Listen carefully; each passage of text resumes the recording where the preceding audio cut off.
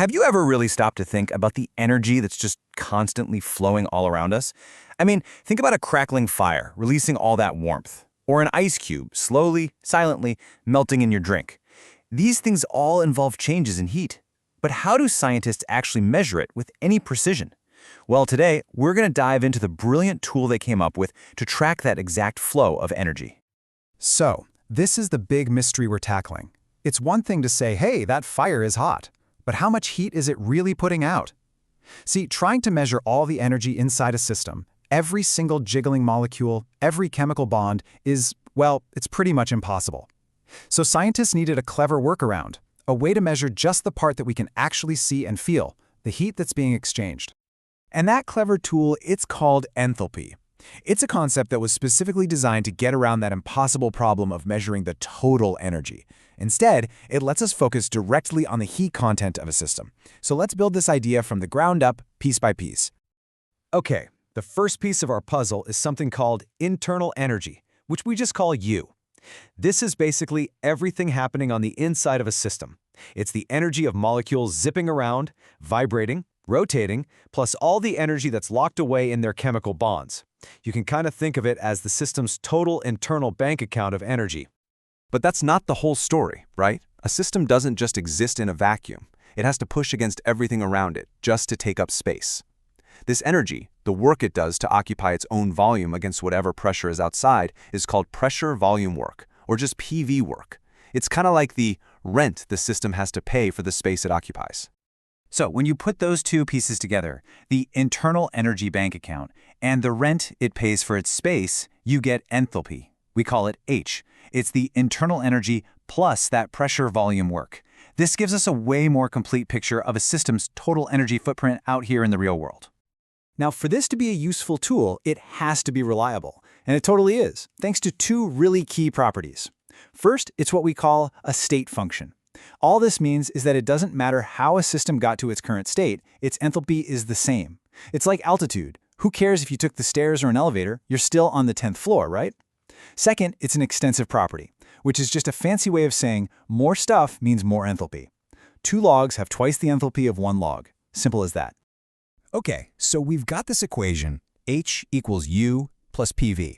That's cool and all, but honestly, that's not the part that makes scientists absolutely love enthalpy. The real genius, the big aha moment, comes from how we actually use it. And this is where the magic really happens. And this is it. This is the whole ballgame. What we really care about isn't the total enthalpy. That's still hard to measure. It's the change in enthalpy during a reaction. That's what that little triangle, the delta symbol, means. And get this, it turns out that under constant pressure, the change in enthalpy is exactly equal to the heat that flows in or out of the system. So why is this such a massive deal? Well, think about it. Where do most chemical reactions happen? On a lab bench? Out in a field? They're happening in open containers, right? They're exposed to the atmosphere. And what is the atmosphere? It's a giant, constant source of pressure. So this means we can forget about trying to calculate all those complicated internal energies. We can just measure the heat flow, which is way easier, and we automatically know the change in enthalpy. It's this incredible, elegant shortcut. All right, so now that we have this amazing tool in our back pocket, let's see how it gives us a super clear and powerful language to talk about and categorize all the energy changes happening around us every day. Enthalpy basically splits all processes into two simple camps. If a reaction gives off heat, like a burning log, that means its own heat content is going down. So its change in enthalpy, its delta H, is negative. We call this exothermic. Think exo for exit, heat is exiting. On the other hand, if something absorbs heat, like one of those chemical ice packs that feels cold because it's literally sucking heat out of you, its heat content goes up. Its delta H is positive, and we call that endotherm. Now, to make sure everyone is on the same page, scientists came up with what they call standard conditions. It's just a defined pressure and temperature, 1 bar and 298 Kelvin. Whenever you see that little circle symbol, it just means standard. This way, the enthalpy of combustion for, say, methane, measured in a lab in one country, can be directly compared to the value from a lab halfway across the world. It creates a universal database of energy. But to build a database, you need a starting point, right? A reference, a kind of sea level for energy. So, by international agreement, scientists just defined the standard enthalpy of formation for any pure element in its most stable form, like oxygen gas or the graphite in your pencil, as exactly 0. Everything else, every compound, is then measured relative to this universal baseline. It's a brilliant way to keep everything consistent.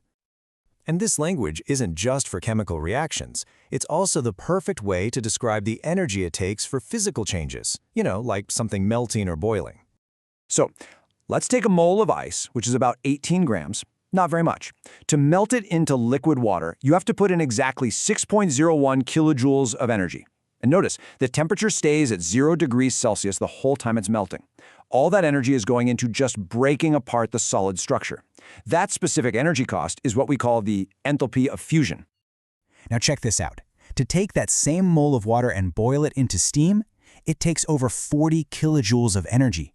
That is a huge jump.